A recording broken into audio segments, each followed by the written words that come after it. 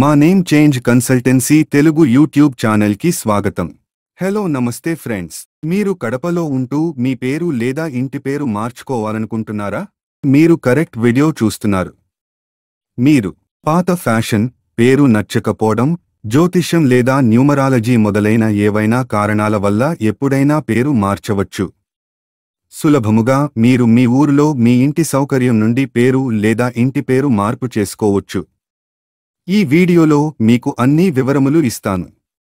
ఈ వీడియోలో చర్చ చేసిన అన్ని వెబ్సైట్స్ మరియు లింక్స్ క్రింద ఇచ్చాను. హలో, నమస్తే. నేను శ్రీనివాస్ శర్మ, భారతదేశంలో నంబర్ 1 గెజెట్ ఎక్స్పర్ట్ని.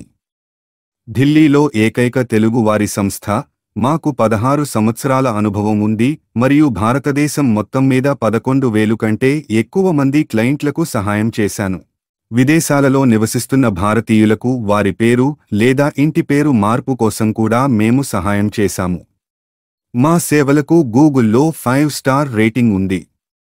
దయచేసి మా ఛానల్ని సబ్స్క్రైబ్ ఇంకా వీడియో లైక్ చేయండి. ఇప్పుడు ప్రక్రియను జాగ్రత్తగా వినండి. స్టెప్ 1, మీ ఊరులో అఫిడవిట్ను సిద్ధం చేసుకోండి. అఫిడవిట్ ఫార్మేట్ లింక్స్ క్రింద ఇచ్చాను. అఫిడవిట్ నోటరీ చేయించుకోండి.